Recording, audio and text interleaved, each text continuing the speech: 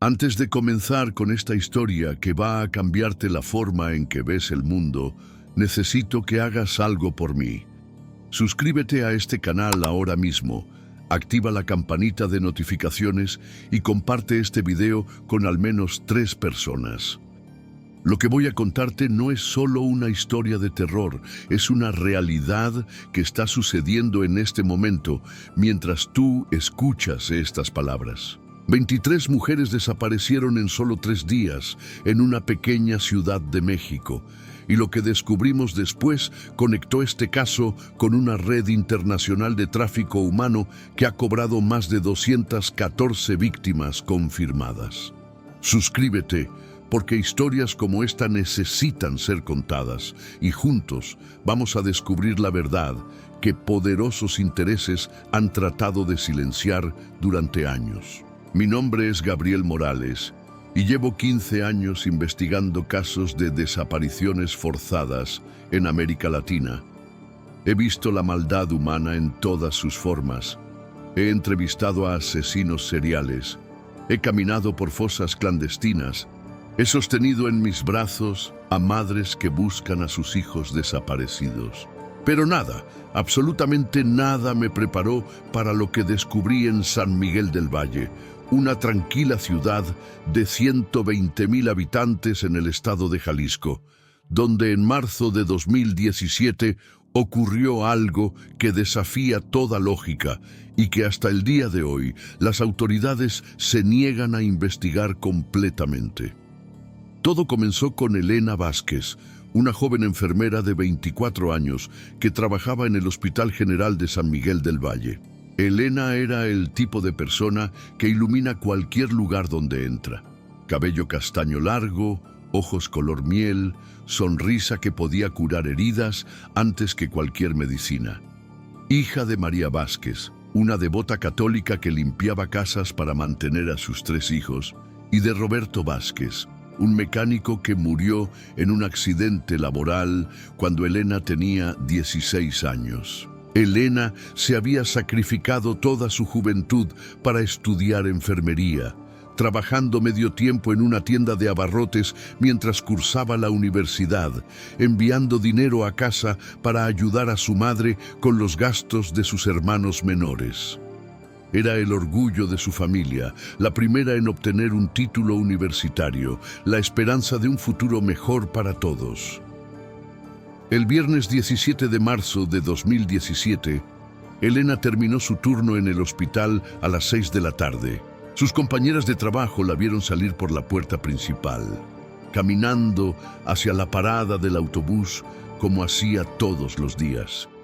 Llevaba puesto su uniforme blanco de enfermera, una mochila azul donde guardaba sus libros de estudio, y en su mano derecha, el celular donde acababa de recibir un mensaje de texto de su novio, Rodrigo Mendoza. Rodrigo era un joven abogado de 27 años, recién graduado de la Universidad de Guadalajara, que había llegado a San Miguel del Valle 6 meses antes para trabajar en el despacho jurídico más prestigioso de la ciudad. Alto, delgado, con el pelo negro siempre perfectamente peinado, y una determinación que rayaba en la obsesión por la justicia. Sus padres, ambos profesores universitarios en la capital, lo habían criado con valores sólidos y una fe inquebrantable en que el sistema legal podía cambiar el mundo. Rodrigo y Elena se habían conocido en enero de ese año, cuando él tuvo que ir al hospital para atender un caso de negligencia médica. Fue amor a primera vista, esa conexión inexplicable que trasciende las palabras y se siente en el alma. Él la esperaba cada día después del trabajo. Caminaban juntos por el centro histórico de San Miguel del Valle, compartían helados en la plaza principal, hacían planes para el futuro que incluían casarse, tener hijos, construir una vida juntos en esa pequeña ciudad que los había unido. El mensaje que Elena recibió esa tarde decía: «Mi amor, tengo una sorpresa para ti. Te espero en el Café La Esperanza a las 7. Te amo con todo mi corazón. Rodrigo». Elena sonrió al leer el mensaje, Guardó el teléfono en su bolsillo y abordó el autobús urbano número 42 que la llevaría al centro de la ciudad. Pero Elena nunca llegó al café La Esperanza. A las 7:15, Rodrigo comenzó a preocuparse. A las 7:30 llamó al celular de Elena y escuchó el tono de marcado sin respuesta. A las 8 se dirigió al hospital para buscarla, pensando que tal vez había tenido que quedarse por una emergencia. Las enfermeras del turno nocturno le confirmaron que Elena había salido a las 6 en punto, como siempre. A las 9 de la noche, Rodrigo se presentó en la comandancia de policía de San Miguel del Valle para reportar la desaparición de su novia. El comandante Luis Herrera, un hombre de 52 años con 25 años de servicio y una reputación cuestionable, recibió a Rodrigo con la típica actitud negligente que caracteriza a muchos funcionarios públicos en México. Joven, seguramente su novia se fue con las amigas y se le olvidó avisarle. Las mujeres son así, ¿sabe? Espérese 24 horas y si no aparece, regrese, le dijo el comandante Herrera mientras revisaba unos papeles sin siquiera levantar la vista para mirar a Rodrigo. Rodrigo insistió, explicó que Elena jamás haría algo así, que siempre se comunicaba con él, que tenían planes específicos para esa noche. Pero el comandante Herrera se mostró inflexible. No se podía levantar un reporte de persona desaparecida hasta que no pasaran 24 horas desde la última vez que fue vista. Esa noche, Rodrigo no pudo dormir. Caminó por las calles de San Miguel del Valle buscando a Elena. Visitó todos los lugares donde solían ir juntos, habló con vecinos, preguntó en tiendas, habló con conductores de autobús. Nadie había visto nada inusual. Nadie tenía información que pudiera ayudar a encontrarla. El sábado 18 de marzo por la mañana, Rodrigo regresó a la comandancia de policía. Esta vez lo atendió el teniente Jorge Ramírez, un oficial más joven que mostró mayor disposición para ayudar. Se levantó oficialmente el reporte de desaparición de Elena Vázquez, se activó el protocolo de búsqueda, se distribuyó su fotografía entre las patrullas. Pero mientras Rodrigo llenaba los formularios para reportar la desaparición de Elena, algo increíble estaba sucediendo en San Miguel del Valle. Esa misma mañana del sábado, llegaron a la comandancia de policía otros 2 reportes de mujeres desaparecidas. Carmen Rodríguez, una estudiante de psicología de 22 años, había desaparecido el viernes por la noche después de salir de la universidad. Patricia Morales, una secretaria de 30 años que trabajaba en el ayuntamiento, tampoco había regresado a casa después del trabajo. El teniente Ramírez comenzó a preocuparse. 3 mujeres jóvenes desaparecidas en menos de 24 horas en una ciudad pequeña donde este tipo de crímenes eran prácticamente inexistentes. Pero lo que vino después superó todas sus expectativas y temores. Durante el sábado llegaron 5 reportes más de mujeres desaparecidas. El domingo fueron 8 casos adicionales. Para el lunes 20 de marzo, el número había llegado a 23 mujeres jóvenes entre los 18 y los 35 años de edad que habían desaparecido sin dejar rastro en un periodo de solo 3 días. 23 mujeres, 3 días, una ciudad pequeña. ¿Cómo era posible algo así? El perfil de las víctimas era muy específico. Todas eran mujeres jóvenes, atractivas, profesionales o estudiantes universitarias. Elena la enfermera, Carmen la estudiante de psicología, Patricia la secretaria, Ana Gabriela la maestra de primaria, Sofía la contadora, Mercedes la dentista, Rosa María la estudiante de derecho, Cristina la veterinaria, Alejandra la periodista del periódico local, Mónica la ingeniera civil que trabajaba en el gobierno municipal.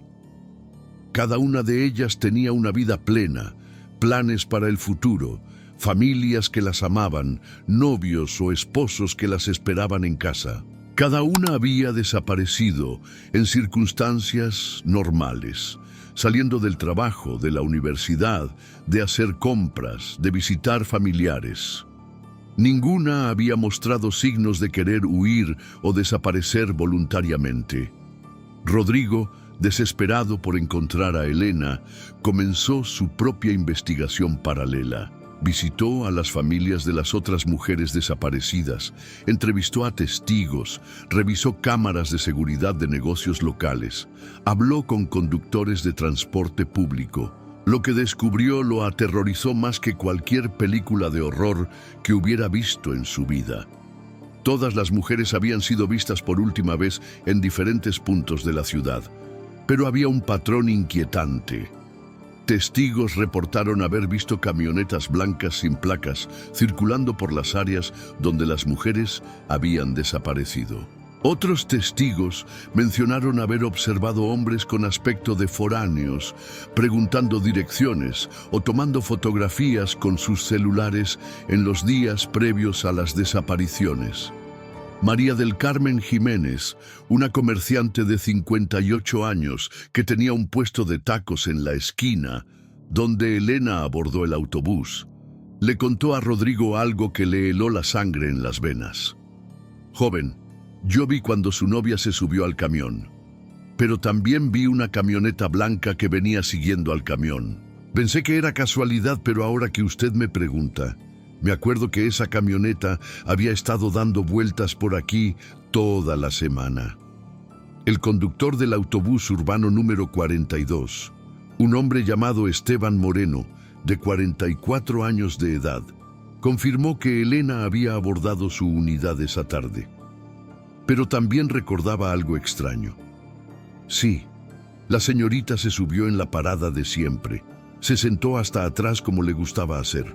Pero cuando llegamos al centro, ya no estaba en el camión. Yo no la vi bajar y eso me pareció raro porque siempre me saludaba cuando se bajaba. ¿Cómo puede desaparecer una persona de un autobús en movimiento sin que el conductor se dé cuenta? Rodrigo comenzó a atar cabos y a desarrollar una teoría aterradora. Las 23 mujeres no habían desaparecido por casualidad. Habían sido seleccionadas, vigiladas y secuestradas por una organización criminal que operaba con una precisión militar y una logística que sugería corrupción en los niveles más altos del gobierno local. Cuando Rodrigo llevó sus hallazgos a la comandancia de policía, el comandante Herrera lo recibió con hostilidad y desprecio. Mire, licenciado, usted está viendo fantasmas donde no los hay. Estas mujeres se fueron por su propia voluntad. Probablemente se las llevó algún novio o se fueron a trabajar a otro lado. No ande inventando teorías conspiracionales, que lo único que van a hacer es crear pánico innecesario. Pero Rodrigo no se dio por vencido. Contrató a un investigador privado, un ex policía ministerial llamado Antonio Salinas, quien tenía contactos en el FBI y en la DEA, debido a su experiencia previa trabajando casos de narcotráfico en la frontera con Estados Unidos. Lo que voy a contarte ahora es aún más perturbador de lo que has escuchado hasta este momento, y necesitas quedarte hasta el final para entenderlo. La investigación de Antonio Salinas reveló que San Miguel del Valle no era un blanco casual para esta organización criminal. La ciudad había sido seleccionada específicamente porque cumplía con varios criterios estratégicos. Estaba ubicada en una ruta importante de narcotráfico. Tenía una población lo suficientemente grande como para que las desapariciones pasaran desapercibidas inicialmente. Contaba con autoridades locales corruptas que podían ser sobornadas o amenazadas, y estaba lo suficientemente lejos de la capital del estado como para que los medios de comunicación no prestaran atención inmediata. Salinas logró confirmar a través de sus contactos en agencias federales estadounidenses, que San Miguel del Valle había aparecido en reportes de inteligencia relacionados con rutas de tráfico humano que conectaban México con Estados Unidos, Canadá y sorprendentemente con países de Europa del Este y Asia. La investigación reveló que las 23 mujeres habían sido víctimas de lo que los expertos en tráfico humano llaman una redada de abastecimiento masivo. Organizaciones criminales internacionales planifican estas operaciones durante meses, identificando ciudades con las características adecuadas, corrompiendo a autoridades locales, estableciendo rutas de escape y finalmente ejecutando la captura de múltiples víctimas en un periodo muy corto de tiempo. El objetivo es saturar las fuerzas de seguridad locales, crear confusión y evacuar a las víctimas antes de que se pueda organizar una respuesta efectiva. Es una táctica que ha sido documentada por Interpol en países como Colombia, Guatemala, Honduras y desafortunadamente México. Pero lo más aterrador de todo era la precisión con la que habían sido seleccionadas las víctimas. Cada una de las 23 mujeres cumplía con un perfil muy específico que las hacía valiosas para el mercado internacional de tráfico humano. Jóvenes, educadas, atractivas, sin problemas de adicciones, con familias estables que no tenían conexiones políticas poderosas que pudieran presionar por investigaciones exhaustivas. Antonio Salinas descubrió que los criminales habían estado vigilando a estas mujeres durante semanas, fotografiándolas, estudiando sus rutinas, identificando los momentos más vulnerables para el secuestro. Habían usado redes sociales para obtener información personal. Habían infiltrado personas en sus lugares de trabajo y estudio. Habían sobornado a empleados de transporte público para obtener horarios y rutas. La logística de la operación era impresionante y aterradora a la vez. Se habían utilizado al menos 12 vehículos diferentes, incluidas las camionetas blancas que varios testigos habían visto. Había casas de seguridad preparadas en diferentes puntos de la ciudad donde las víctimas fueron llevadas inicialmente. Se habían establecido rutas de evacuación que incluían pistas de aterrizaje clandestinas en ranchos privados fuera de la ciudad. Rodrigo se enteró de estos detalles y sintió como si le hubieran arrancado el corazón del pecho. Su Elena, su amor, su futura esposa, había sido reducida a una mercancía, a un número en una lista, a un producto que sería vendido al mejor postor en algún lugar del mundo que él ni siquiera podía imaginar. Durante las noches, Rodrigo se despertaba empapado en sudor frío, imaginando los horrores que Elena podría estar viviendo. Estaba viva. La estaban torturando. ¿La habían drogado para mantenerla sumisa? ¿Sabía Elena que él la estaba buscando desesperadamente, que no descansaría hasta encontrarla? En esos momentos de desesperación absoluta, Rodrigo encontraba consuelo en la oración.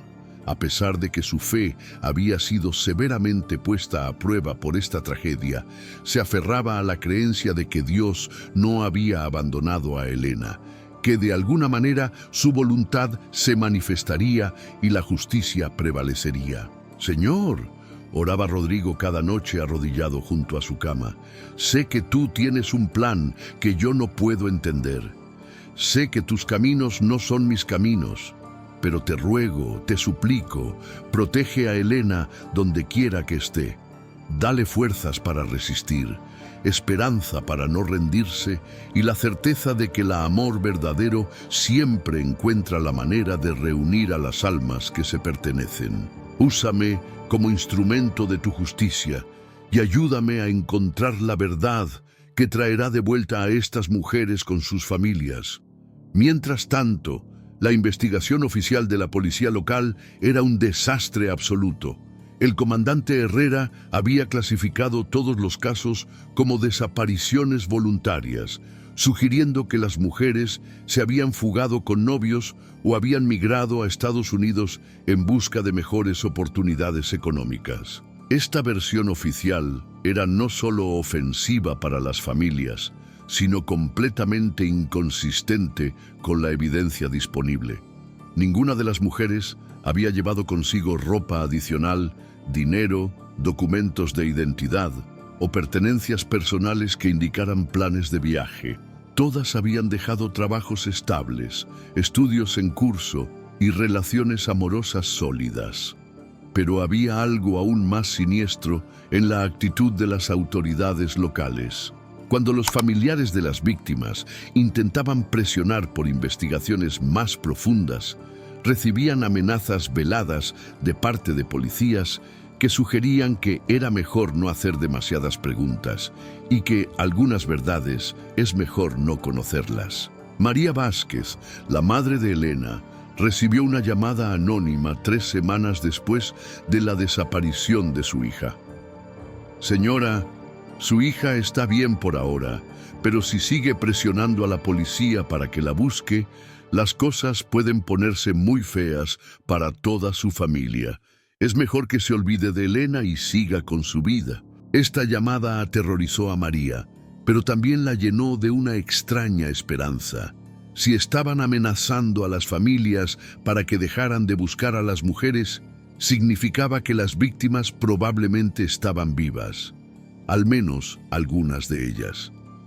María decidió unirse con otras madres de las víctimas para formar un grupo de apoyo que llamaron Madres Unidas por la Justicia. Se reunían cada semana en la iglesia del Sagrado Corazón de Jesús para orar por sus hijas, compartir información y planificar estrategias para mantener vivos estos casos en la conciencia pública. El padre Miguel Hernández, el párroco de la iglesia, se convirtió en un aliado invaluable para estas mujeres. Con 62 años de edad y 35 años de ministerio sacerdotal, el padre Miguel había visto muchas tragedias en su vida, pero nunca algo de la magnitud de lo que estaba sucediendo en San Miguel del Valle. Hermanas mías, les decía el padre Miguel durante las reuniones del grupo, no pierdan la fe en estos momentos oscuros. Recuerden que nuestro Señor Jesucristo también fue víctima de la injusticia, también fue abandonado por las autoridades de su tiempo, también sufrió en manos de hombres malvados. Pero su sufrimiento no fue en vano, y el sufrimiento de sus hijas tampoco será en vano si nosotros mantenemos viva la llama de la esperanza y la lucha por la verdad. El padre Miguel también usaba sus contactos en la Iglesia Católica para presionar a autoridades estatales y federales. Escribió cartas al gobernador del estado, al presidente de la Comisión Nacional de los Derechos Humanos e incluso al nuncio apostólico en México, exponiendo la negligencia criminal de las autoridades locales y pidiendo intervención federal en el caso. Mientras tanto, Antonio Salinas continuaba su investigación privada y había logrado identificar a algunos de los criminales involucrados en las desapariciones. A través de análisis de videos de cámaras de seguridad y testimonios de testigos, había creado retratos hablados de al menos 8 sospechosos, incluyendo 2 mujeres que aparentemente habían sido utilizadas como gancho para atraer a algunas de las víctimas. Uno de estos sospechosos era un hombre conocido como el Lobo, identificado posteriormente como Raúl Mendoza Castillo, un criminal con antecedentes por secuestro y tráfico de drogas que había estado operando en la región durante varios años. Según informes de inteligencia, el Lobo trabajaba para una organización más grande con conexiones internacionales, sirviendo como coordinador regional para operaciones de tráfico humano. Salinas también había logrado identificar algunas de las propiedades utilizadas como casas de seguridad durante la operación. Una de ellas era una casa abandonada en las afueras de San Miguel del Valle que pertenecía a un empresario local con vínculos conocidos con el narcotráfico. Otra era un rancho privado a 50 kilómetros de la ciudad, donde testigos habían reportado actividad inusual durante las fechas de las desapariciones. Cuando Salinas y Rodrigo llevaron esta información a las autoridades federales, finalmente lograron la atención que el caso merecía. Un equipo especial de la Procuraduría General de la República, PGR, fue asignado para investigar las desapariciones, encabezado por el fiscal especializado en delitos contra mujeres, doctora Carmen Elizalde. La doctora Elizalde era una mujer de 45 años, con una reputación impecable por su trabajo en casos de feminicidio y tráfico humano. Madre de 2 hijas adolescentes, había dedicado su carrera a luchar por la justicia para mujeres víctimas de violencia. Y el caso de San Miguel del Valle se convirtió en una prioridad personal para ella. Este caso representa todo lo que está mal con nuestro sistema de justicia, declaró la doctora Elizalde durante su primera conferencia de prensa sobre las desapariciones. Tenemos autoridades locales que están claramente comprometidas con intereses criminales, una red internacional de traficantes que opera con impunidad y 23 familias que merecen respuestas y justicia. La intervención federal cambió completamente la dinámica de la investigación. Se instaló un operativo especial en San Miguel del Valle. Se relevó de sus funciones al comandante Herrera y varios de sus subordinados, y se implementó un protocolo de investigación que cumplía con estándares internacionales para casos de tráfico humano, pero los criminales también reaccionaron a esta escalada. Una semana después de que llegara el equipo federal, Antonio Salinas recibió amenazas directas contra su vida. Su oficina fue vandalizada, su automóvil fue incendiado y recibió llamadas telefónicas donde voces distorsionadas le advertían que dejara de investigar o enfrentaría las consecuencias. Salinas, sin embargo, era un hombre curtido por años de enfrentarse a criminales peligrosos. En lugar de dejarse intimidar, intensificó su trabajo y comenzó a colaborar más estrechamente con agencias internacionales, incluido el FBI y la DEA. Fue a través de esta colaboración internacional que se descubrió la verdadera magnitud de la red criminal detrás de las desapariciones de San Miguel del Valle. Los análisis de inteligencia revelaron que esta organización había estado operando durante al menos 5 años en México, Colombia, Guatemala y Honduras, y que las 23 mujeres de San Miguel del Valle eran solo una pequeña parte de un total de 214 víctimas confirmadas. 214 mujeres jóvenes que habían sido secuestradas, traficadas y vendidas en el mercado internacional de esclavitud sexual. 214 hijas, hermanas, novias, esposas, madres, que habían sido reducidas a mercancía humana para satisfacer los apetitos depravados de compradores en Estados Unidos, Canadá, Europa y Asia. La investigación internacional reveló que esta red operaba con una sofisticación que rivalizaba con cualquier corporación multinacional. Tenían divisiones especializadas para reclutamiento, transporte, documentación falsa, soborno de funcionarios y distribución final de las víctimas. Utilizaban tecnología avanzada para comunicarse, empleaban expertos en lavado de dinero para manejar sus ganancias y tenían contactos en los niveles más altos de gobiernos corruptos. Las víctimas eran clasificadas según su valor en el mercado. Las más jóvenes y atractivas eran enviadas a clientes de alto nivel en países desarrollados, donde podrían generar ganancias de cientos de miles de dólares. Las demás eran distribuidas en burdeles clandestinos o vendidas a redes de prostitución en diferentes países.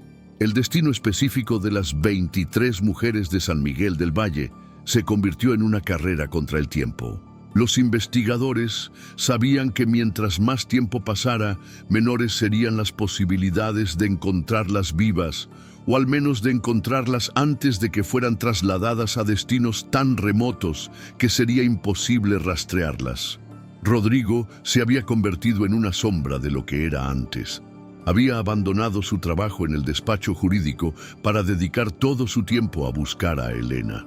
Había perdido peso, le habían salido canas prematuras y sus ojos habían adquirido una intensidad que reflejaba el dolor constante que llevaba en el alma.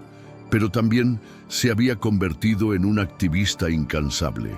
Había aprendido todo lo que se puede aprender sobre tráfico humano, había establecido contactos con organizaciones internacionales de derechos humanos y había comenzado a trabajar en propuestas de ley que mejoraran los protocolos de investigación para casos de desaparición. Elena, le decía en voz alta cada noche, hablándole a una fotografía de ella que tenía en su mesa de noche, no sé dónde estás, pero sé que puedes sentir mi amor. Sé que sabes que no he parado ni un solo día de buscarte.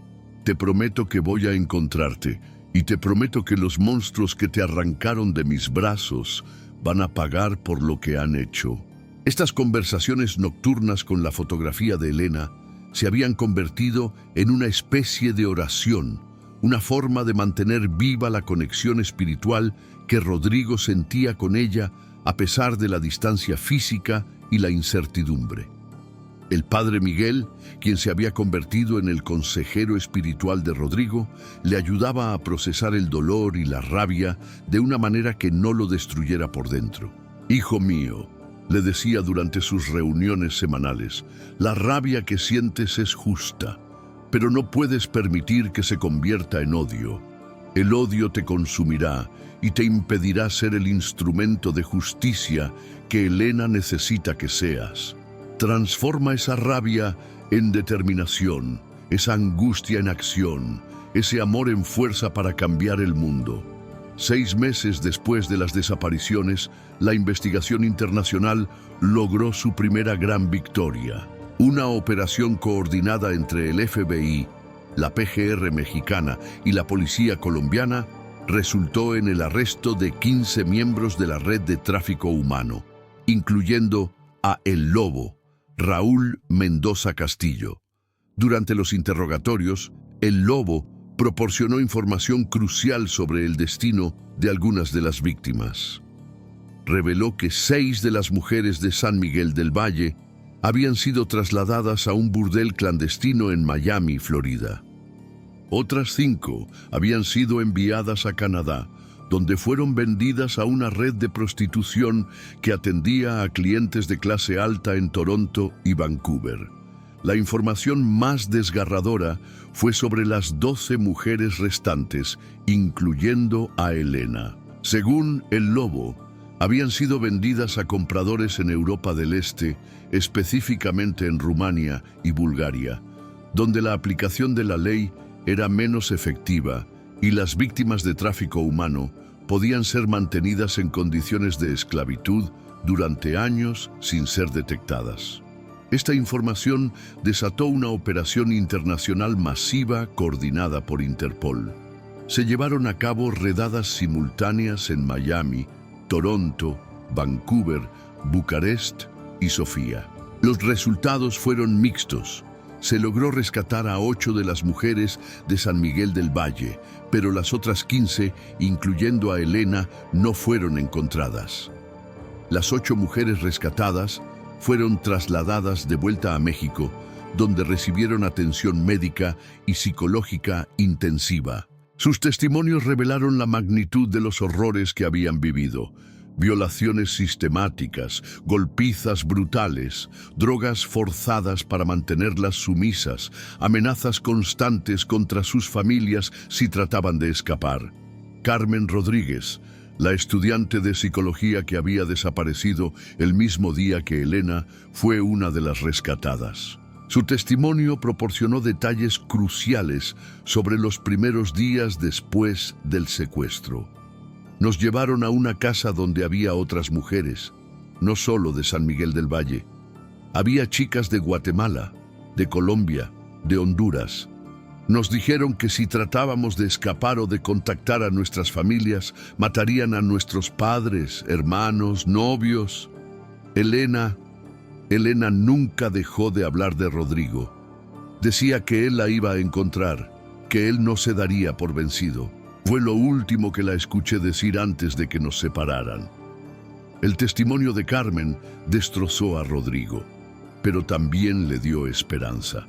Elena había mantenido la fe, había creído en su amor incluso en las circunstancias más desesperantes. Esto le dio fuerzas renovadas para continuar la búsqueda. Con la información proporcionada por las sobrevivientes, los investigadores pudieron rastrear rutas adicionales utilizadas por la red de tráfico. Se descubrió que Elena y las otras mujeres no rescatadas habían sido trasladadas a través de una ruta que incluía paradas en Panamá, República Dominicana y finalmente destinos en Europa del Este y Asia. La investigación reveló que esta organización criminal había desarrollado una infraestructura tan sofisticada que incluía clínicas médicas clandestinas donde alteraban la apariencia física de las víctimas para dificultar su identificación. Les cambiaban el color del cabello, les hacían tatuajes para marcarlas como propiedad de la organización e incluso realizaban cirugías plásticas menores para modificar sus rostros. Dr. Elena Constantinescu, una especialista rumana en tráfico humano que colaboró con Interpol en la investigación, explicó la complejidad de estas operaciones. Estas organizaciones operan como empresas multinacionales del mal. Tienen presupuestos de millones de dólares, emplean a cientos de personas, desde reclutadores hasta guardias, desde médicos corruptos hasta abogados que falsifican documentos. Una vez que una víctima entra en este sistema, es como si desapareciera de la faz de la tierra. Rodrigo recibió esta información con una mezcla de horror y determinación renovada. Sabía que Elena podría estar en cualquier lugar del mundo, posiblemente con una apariencia completamente diferente, mantenida en condiciones inhumanas, pero también sabía que mientras no tuviera confirmación de su muerte, no podía rendirse. Decidió viajar a Europa para continuar la búsqueda personalmente. Liquidó todas sus propiedades, pidió prestado dinero a familiares y amigos y estableció contacto con organizaciones no gubernamentales que trabajaban en el rescate de víctimas de tráfico humano en Europa del Este. Durante su búsqueda en Rumania, Rodrigo se encontró con realidades que desafiaron su comprensión del mal humano. Visitó refugios para sobrevivientes de tráfico humano, donde conoció a docenas de mujeres jóvenes de diferentes países que habían logrado escapar de sus captores. Cada historia era un testimonio de resistencia humana, pero también una ventana al infierno que estas mujeres habían vivido.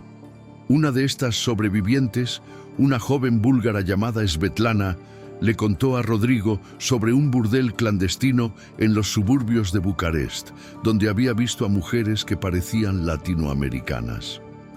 Había una chica, le dijo Svetlana con lágrimas en los ojos, que hablaba español en sueños. La escuchaba llorar por la noche llamando a alguien llamado Rodrigo. Pero no sé si era tu Elena. Había muchas chicas allí, y todas estábamos tan dañadas que es difícil recordar rostros específicos. Esta información llevó a Rodrigo y a las autoridades rumanas a investigar una red de burdeles clandestinos que operaban en edificios aparentemente abandonados en las afueras de Bucarest. Durante una redada coordinada, se rescataron a 36 mujeres de diferentes nacionalidades, pero Elena no estaba entre ellas. Sin embargo, una de las mujeres rescatadas, una colombiana llamada Andrea, reconoció a Elena por la fotografía que Rodrigo llevaba consigo. Sí, ella estuvo aquí, confirmó Andrea. Pero se la llevaron hace como 2 meses. Escuché a los guardias decir que la habían vendido a alguien en Asia, creo que mencionaron Tailandia o Filipinas. Esta pista llevó la investigación hacia el sudeste asiático, una región conocida por ser un destino final para muchas víctimas de tráfico humano, debido a la corrupción generalizada y la demanda de mujeres extranjeras en la industria del sexo.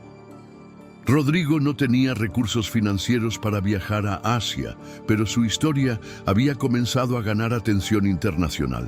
Un documental sobre el caso de San Miguel del Valle, producido por la cadena CNN en español, generó donaciones de personas alrededor del mundo que querían apoyar su búsqueda. Más importante aún, el documental atrajo la atención de organizaciones internacionales especializadas en combatir el tráfico humano. La Fundación Polaris, con sede en Washington, D.C., ofreció apoyo financiero y logístico para continuar la búsqueda. International Justice Mission, una organización cristiana que rescata víctimas de esclavitud, asignó a uno de sus equipos especializados para trabajar en el caso de Elena. Margaret Foster, directora regional de International Justice Mission para Asia, se convirtió en una aliada crucial para Rodrigo. Con 15 años de experiencia en operaciones de rescate, Margaret había coordinado la liberación de cientos de víctimas de tráfico humano en Filipinas, Tailandia, Camboya y Vietnam. Rodrigo, le dijo Margaret durante su primera reunión en Manila, quiero que entiendas que lo que estamos a punto de hacer es extremadamente peligroso. Estas organizaciones criminales no dudan en matar a cualquiera que amenace sus operaciones. Pero también quiero que sepas que hemos tenido éxito en casos que parecían imposibles.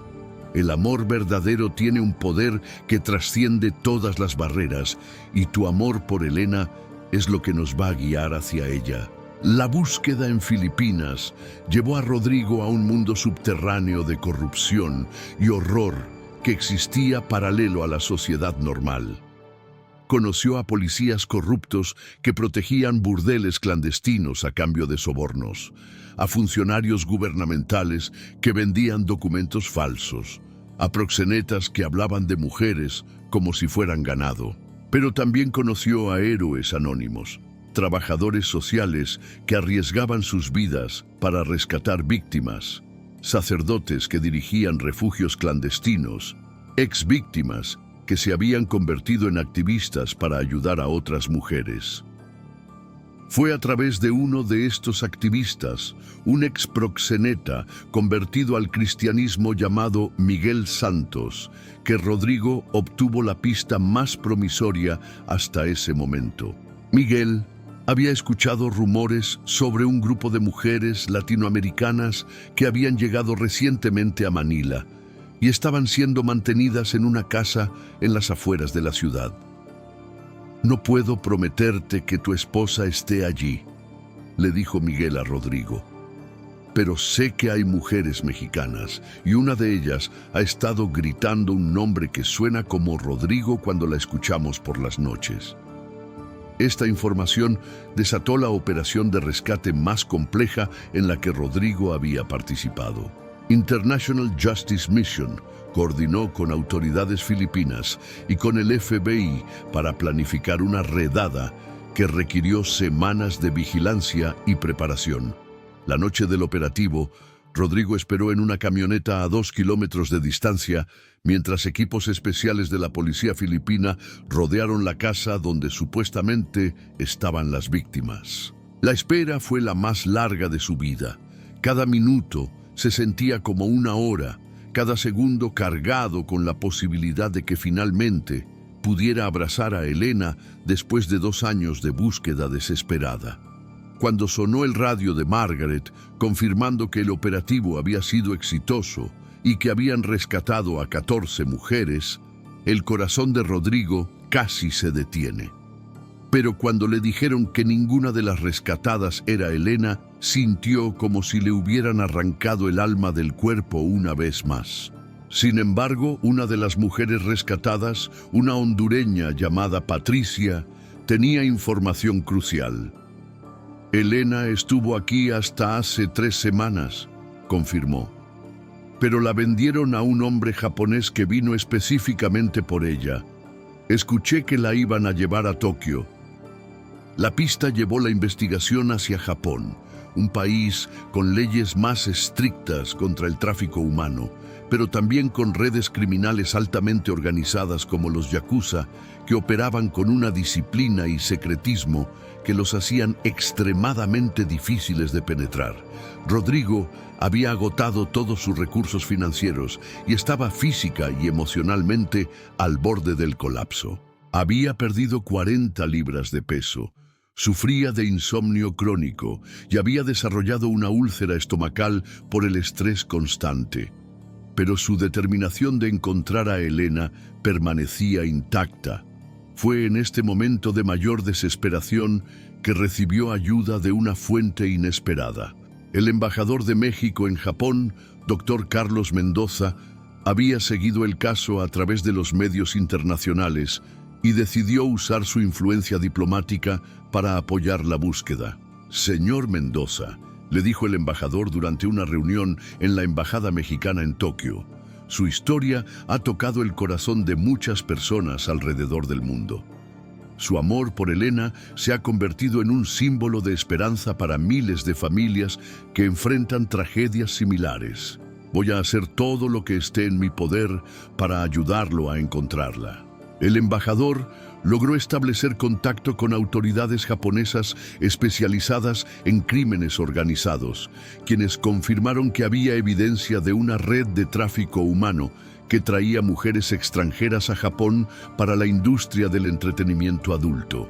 La investigación en Japón reveló que Elena había sido vendida a un hombre de negocios japonés extremadamente adinerado que coleccionaba mujeres extranjeras como si fueran obras de arte. Tenía una propiedad privada en las montañas fuera de Tokio, donde mantenía a varias mujeres en lo que él consideraba su colección personal. Inspector Hiroshi Tanaka, un veterano de la policía japonesa especializado en crímenes del yakuza, dirigió la investigación que llevó hasta este hombre, identificado como Kenji Nakamura, heredero de una fortuna industrial que utilizaba su riqueza y conexiones para satisfacer sus depravaciones sexuales. La evidencia contra Nakamura era circunstancial pero convincente. Transferencias bancarias que coincidían con fechas de secuestros conocidos, testimonios de empleados domésticos que habían visto mujeres extranjeras en su propiedad, registros de viajes que coincidían con las rutas utilizadas por la red de tráfico humano. Pero Nakamura tenía conexiones poderosas en el gobierno japonés y abogados que habían logrado protegerlo de investigaciones previas. Obtener una orden de cateo para su propiedad requirió meses de trabajo legal y presión política internacional. Durante estos meses de espera, Rodrigo experimentó una crisis espiritual profunda. Había dedicado 3 años de su vida a buscar a Elena. Había sacrificado todo lo que tenía, había viajado por todo el mundo siguiendo pistas que lo llevaban cada vez más lejos de casa, pero parecía estar siempre un paso atrás de los criminales que la habían secuestrado. Padre Miguel, le escribió en un email desde Tokio, he comenzado a dudar si Dios realmente quiere que encuentre a Elena. He orado todos los días durante 3 años. He seguido cada pista. He hecho todo lo humanamente posible, pero ella sigue perdida. ¿Es posible que Dios tenga otros planes que yo no puedo entender? ¿Debería aceptar que Elena ya no está en este mundo y tratar de seguir con mi vida? La respuesta del Padre Miguel llegó al día siguiente. Hijo mío, la duda es parte de la fe, no su enemiga. Job dudó, David dudó, hasta el mismo Jesús preguntó en la cruz por qué había sido abandonado. Pero la duda no significa ausencia de Dios, significa que estamos luchando con misterios que trascienden nuestra comprensión humana. Tu amor por Elena es un reflejo del amor de Dios por cada una de sus criaturas. No abandones la búsqueda, pero tampoco permitas que la búsqueda te abandone a ti. Dios puede usar tu dolor para sanar el dolor de otros, tu búsqueda para encontrar justicia para muchas víctimas. Estas palabras renovaron la fuerza espiritual de Rodrigo justo cuando más la necesitaba. Finalmente, después de 6 meses de procedimientos legales, la policía japonesa obtuvo autorización para registrar la propiedad de Nakamura. El operativo se llevó a cabo en una mañana fría de febrero de 2021, casi 4 años después de la desaparición de Elena. Rodrigo esperó en la estación de policía mientras equipos especializados registraron la mansión de Nakamura en las montañas. La llamada llegó a las 3 de la tarde. Inspector Tanaka tenía la voz quebrada cuando le habló a Rodrigo por teléfono. «Señor Mendoza, encontramos a 7 mujeres en la propiedad, incluyendo 2 mexicanas. Una de ellas…»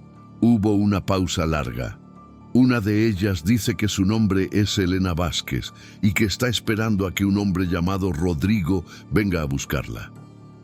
Rodrigo sintió que el mundo se detenía a su alrededor.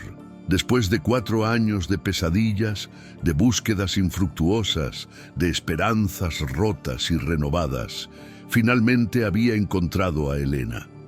El reencuentro en el hospital donde Elena estaba recibiendo atención médica fue el momento más emotivo en la vida de ambos. Elena había cambiado físicamente. Estaba más delgada, tenía cicatrices en los brazos, su cabello había sido teñido de negro y en sus ojos había una profundidad de dolor que no existía antes, pero su espíritu, su esencia, su alma permanecían intactos.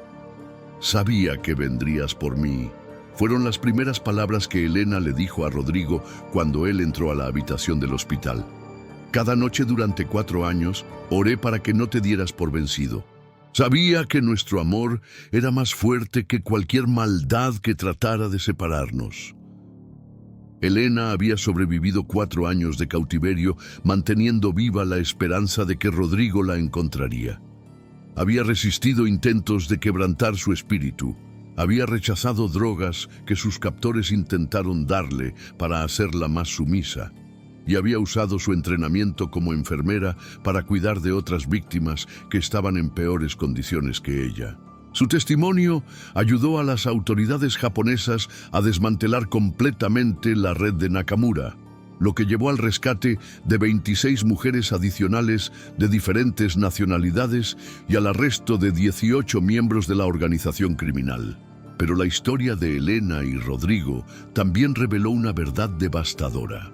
Las otras 14 mujeres de San Miguel del Valle que no habían sido encontradas probablemente estaban muertas. Según testimonios de sobrevivientes, muchas víctimas de tráfico humano que no podían ser quebrantadas o que se volvían demasiado problemáticas para sus captores eran simplemente eliminadas. Esta realidad golpeó duramente a las familias de las víctimas que aún estaban desaparecidas, pero también les proporcionó una forma de cierre que les había sido negada durante años. Saber que sus hijas habían luchado hasta el final, que habían mantenido su dignidad incluso en las peores circunstancias, les dio una medida de paz en medio de su dolor. El regreso de Elena a México se convirtió en un evento nacional. Su historia había capturado la atención de medios internacionales y su rescate fue celebrado como una victoria contra el tráfico humano a nivel mundial. Pero Elena y Rodrigo también enfrentaron desafíos enormes en su proceso de reintegración. Elena sufría de trastorno de estrés postraumático severo, tenía pesadillas constantes y experimentaba ataques de pánico cuando estaba en multitudes o espacios cerrados. Requirió años de terapia psicológica intensiva para comenzar a procesar el trauma que había vivido. Rodrigo también necesitó ayuda profesional para lidiar con la culpa del sobreviviente, la rabia que sentía hacia los criminales que habían torturado a Elena y la dificultad de reconstruir una relación íntima con alguien que había sufrido traumas sexuales severos. pero su amor había sobrevivido 4 años de separación forzada y con la ayuda de terapeutas especializados, consejeros espirituales y el apoyo de sus familias, lentamente comenzaron a reconstruir sus vidas juntos. Se casaron en una ceremonia íntima en la iglesia del Sagrado Corazón de Jesús en San Miguel del Valle, la misma iglesia donde las madres de las víctimas habían orado durante años por el regreso de sus hijas.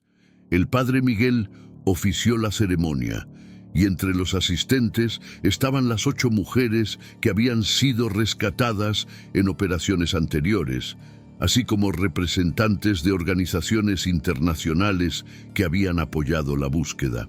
Elena y Rodrigo decidieron dedicar sus vidas a combatir el tráfico humano.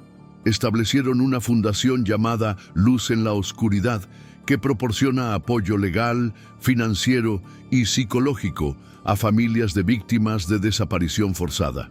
También trabajan con legisladores para mejorar las leyes contra el tráfico humano y los protocolos de investigación para casos de desaparición.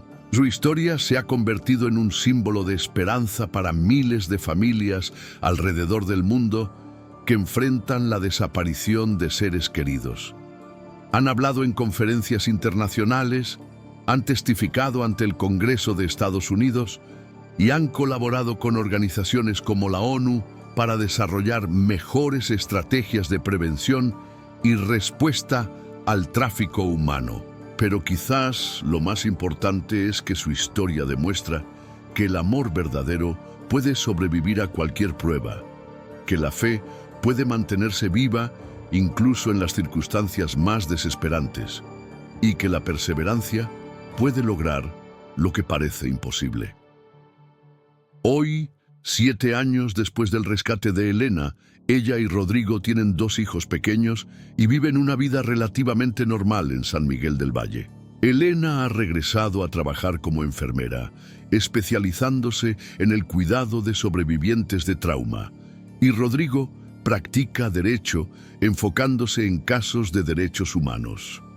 Pero nunca han olvidado a las 14 mujeres de San Miguel del Valle que nunca regresaron a casa, ni a las cientos de víctimas de tráfico humano que siguen desaparecidas alrededor del mundo. Cada año, en el aniversario de las desapariciones, organizan una vigilia en la plaza principal de San Miguel del Valle, donde leen los nombres de todas las víctimas conocidas y reafirman su compromiso de seguir luchando por justicia. No podemos salvar a todas las víctimas, dice Elena durante estas vigilias, pero podemos asegurarnos de que sus historias no sean olvidadas y podemos trabajar para que otras mujeres no sufran lo que nosotras sufrimos. La investigación sobre las desapariciones de San Miguel del Valle oficialmente permanece abierta. Aunque la mayoría de los perpetradores han sido arrestados y condenados, las autoridades continúan buscando evidencia sobre el paradero de las víctimas que nunca fueron encontradas. El comandante Luis Herrera fue arrestado y condenado a 20 años de prisión por su participación en la conspiración para encubrir las desapariciones. Varios de sus subordinados también fueron condenados por corrupción y obstrucción de la justicia. El Lobo, Raúl Mendoza Castillo, recibió una sentencia de cadena perpetua en una prisión federal de máxima seguridad. Durante su juicio, nunca mostró remordimiento por sus crímenes y se negó a proporcionar información adicional sobre el destino de las víctimas desaparecidas. Kenji Nakamura, el coleccionista japonés, fue condenado a cadena perpetua en Japón. Su caso estableció precedentes importantes para el procesamiento de compradores de víctimas de tráfico humano, no solo de los traficantes mismos. Pero a pesar de todas estas condenas, la realidad es que el tráfico humano continúa siendo uno de los crímenes más lucrativos del mundo, generando ganancias anuales estimadas en más de 150.000 millones de dólares. Por cada red criminal que es desmantelada, surgen nuevas organizaciones que aprovechan la pobreza, la desigualdad y la corrupción para explotar a los más vulnerables. En este momento, Mientras escuchas esta historia, se estima que hay más de 40 millones de personas viviendo en condiciones de esclavitud moderna alrededor del mundo. 40 millones de Elena Vázquez, de Carmen Rodríguez, de Patricia Morales, cuyas familias las buscan desesperadamente sin saber si están vivas o muertas. La historia de Elena es excepcional porque ella fue rescatada, porque su amor con Rodrigo sobrevivió, porque obtuvieron justicia. Pero por cada Elena que regresa a casa, hay cientos de mujeres que nunca son encontradas, miles de familias que nunca obtienen respuestas, millones de víctimas que permanecen invisibles para el mundo. Como personas de fe, estamos llamados a ser la voz de los que no tienen voz, a luchar por justicia para los oprimidos, a no cerrar los ojos ante el sufrimiento de los inocentes. La historia de Elena nos recuerda que cada vida tiene valor infinito, que cada persona desaparecida es alguien que es amado profundamente y que nunca debemos permitir que estas tragedias sean normalizadas o ignoradas. Señor Jesucristo, en este momento elevamos una oración por todas las víctimas de tráfico humano que están sufriendo en este momento alrededor del mundo. Por las mujeres que están siendo forzadas a prostituirse contra su voluntad, por los niños que están siendo explotados sexualmente, por los trabajadores que están siendo mantenidos en condiciones de esclavitud. Dale fuerza a los que sufren, esperanza a los que han perdido toda esperanza y envía liberadores como Rodrigo que no se den por vencidos hasta encontrar a los perdidos. Protege a los investigadores, a los activistas, a todos los que arriesgan sus vidas para rescatar a las víctimas y cambia los corazones de los criminales que perpetran estos horrores para que encuentren el arrepentimiento y la redención. Amén. Si esta historia te ha impactado, si te ha abierto los ojos a la realidad del tráfico humano, si te ha inspirado a actuar, entonces te pido que hagas algo concreto ahora mismo. Primero, suscríbete a este canal y comparte este video con todas las personas que puedas. Estas historias necesitan ser contadas, la verdad necesita ser conocida, y solo a través de la conciencia pública podemos crear la presión necesaria para que los gobiernos tomen acción real contra estos crímenes. Segundo, considera hacer una donación a organizaciones que luchan contra el tráfico humano, como International Justice Mission, Polaris Project o la Fundación Luz en la Oscuridad, que Elena y Rodrigo establecieron. Estas organizaciones necesitan recursos financieros para continuar sus operaciones de rescate y prevención. Tercero, mantente alerta en tu propia comunidad. El tráfico humano no solo ocurre en países lejanos, ocurre en nuestras propias ciudades, en nuestros propios barrios. Si ves algo sospechoso, reporta. Si conoces a alguien que está siendo explotado, busca ayuda. Tu vigilancia podría salvar una vida. Cuarto, ora.